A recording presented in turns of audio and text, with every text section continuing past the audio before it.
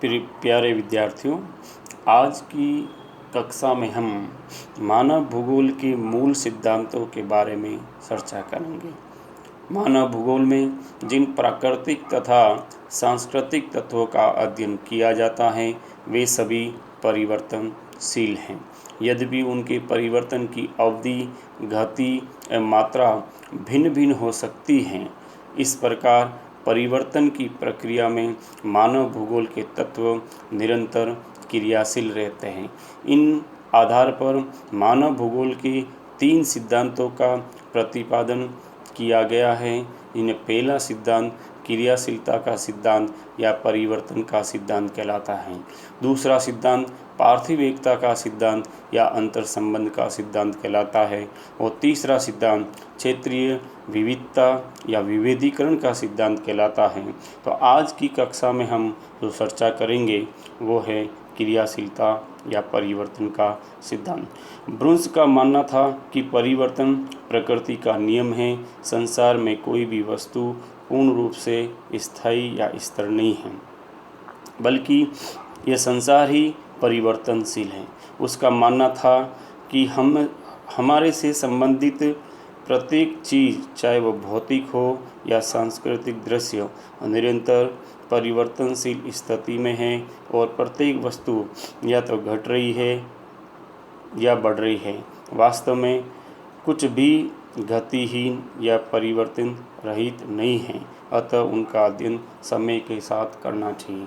इस प्रकार प्रकृति के नियमानुसार संसार के प्रत्येक जीव या वस्तु की उत्पत्ति होती है, उसका धीरे धीरे विकास होता है और अंत में वो समाप्त हो जाता है।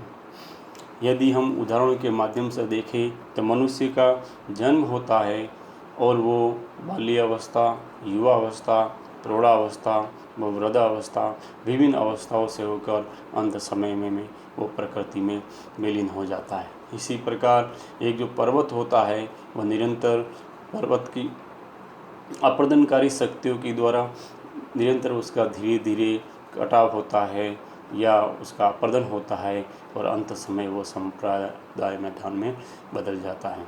इसी तरह से हम देखें कि जलवायु में भी निरंतर परिवर्तन होता है। यह जलवायु भी परिवर्तनशील रहती है और जलवायु के जो घटक होते हैं, चाहे तापमान हो, वायुदाब हो, वर्षा हो, उनमें क्षणिक या तेज़ी से परिवर्तन देखने को मिलता है। इसी तरह से वनस्पति उगती है और धीरे धीरे एक पौधा पेड़ बनता है और अंत समय में वो समाप्त हो जाता है। इस तरह से हम देखते हैं कि प्रकृति पर अनेक प्रकार की वस्तुएं या तत्व होते हैं, उनमें निरंतर परिवर्तन देखने को मिलता है। पृथ्वी धरातल पर या इस संसार में चाहे भौतिक तत्व हो चाहे सांस्कृतिक तत्व हो, उनमें निरंतर परिवर्तन होता रहता है और परिवर्तन की जो प्रमुख जो शक्तियाँ होती है उनमें भौतिक शक्तियाँ, जैविक शक्तियाँ और मानक शक्तियों को सम्मिलित किया जाता है। भौतिक शक्तियों में पृथ्वी की आंतरिक शक्ति, सौर शक्ति व गुरुत्वाकर्षण शक्ति प्रमुख रूप से सम्मिलित होती हैं। जैविक शक्तियों में पेड़ पौधे, जीव जंतु, पशु पक्षी आदि सम्मिलित होते हैं और तीसरी शक्ति होती है मानव, जो स्वयं भी एक जैविक शक्ति के रूप में देखा जाता है। पृथ्वी की जो आंतरिक शक्तियाँ होती है वो सदैव भूतल पर असमानताएं लाने का कार्य करती है। उनमें विवर्तनकारी शक्तियाँ, ज्वालामुखी, भूकंप आदि प्रमुख रूप से होते हैं। इसी तरह से जो सूर्य है, जो इस ब्रह्मांड या संसार में ऊर्जा का एक प्रमुख स्रोत हैं, जो संसार में भौतिक व सांस्कृतिक तत्वों पर अपना नियंत्रण रखता है। पृथ्वी सूर्य शक्ति का हम उदाहरण देखें तो दिन रात का बनना या किसी स्थान पर के तापमान को प्रभावित करना या जलवायु के कारकों को नियंत्रित करना आदि में सूर्य शक्ति का बड़ा योगदान रहता है।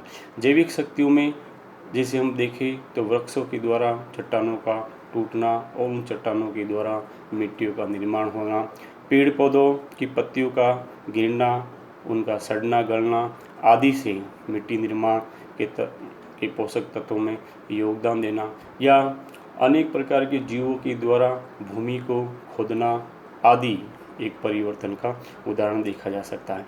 मानव स्वयं भी एक भौतिक व सांस्कृतिक तत्वों में परिवर्तन का सबसे बड़ा कारक के रूप में अपन देख सकते हैं। मानव इस संसार में सृजन और विनाश दोनों ही कारक के रूप में देखा जा सकता है। वह पौधों को काटकर या वनों को साफ कर खेत बनाता है, बगीचे लगाता है, फसलें उगाता है, नदियों के द्वारा सिंचाई के लिए नहरें निकालता है, नदियों पर पुलों का निर्माण करता है। इसी तरह से वह गांव नगर की स्थापना करता है या किसी शहर की स्थापना करता है या उसका विकास करता है। तो मानव भी स्वयं चाहे भौतिक या सांस्कृतिक तत्वों में परिवर्तन की एक प्रमुख शक्ति है। धन्यवाद।